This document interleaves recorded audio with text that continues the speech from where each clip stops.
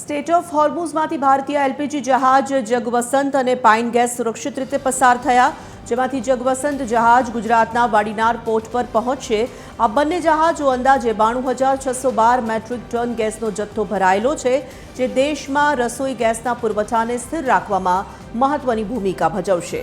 જગવસંત જહાજમાં 33 ભારતીય crew members સવાર હતા। આ જગવસંત જહાજ અંદાજે 47,600 મેટ્રિક ટન એલપીજી ગેસ લઈને પહોંચશે। યુદ્ધજન્ય સ્થિતિને જોતા ભારતીય નેવી આ જહાજોને અભેદ્ય સુરક્ષા પૂરી પાડી રહ્યું છે। વાડીનારના દીનદયાલ પોર્ટ પર આ જથ્થો અનલોડ થયા બાદ મધરશિપ મારફતે ગુજરાત અને અન્ય રાજ્યોમાં મોકલવામાં આવશે। અગાઉ પણ શિવાલિક અને નંદાદેવી જહાજો સુરક્ષિત ભારત પહોંચ્યા હતા।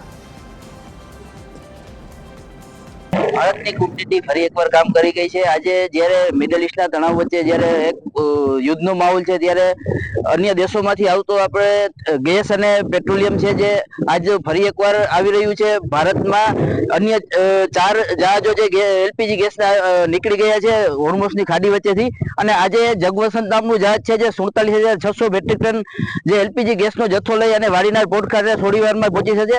વાડીનાર પોર્ટ થી 10 નોટિકલ માઇલ દૂર પહોંચી અને અન્ય નાની શિપો દ્વારા જે વાહનને નાની શિપો દ્વારા એલપીજી ગેસનો જથ્થો છે જે અન્ય રાજ્યોમાં અને ગુજરાતમાં પહોંચાડવામાં આવશે। આ ગેસનો જથ્થો જે ગુજરાતમાં આવશે તેનાથી એલપીજીની તંગી છે જે દૂર થશે। ટીવી 18 ગુજરાતી, કુશાલ ગોપાણી, દેવભૂમિ દ્વારકા।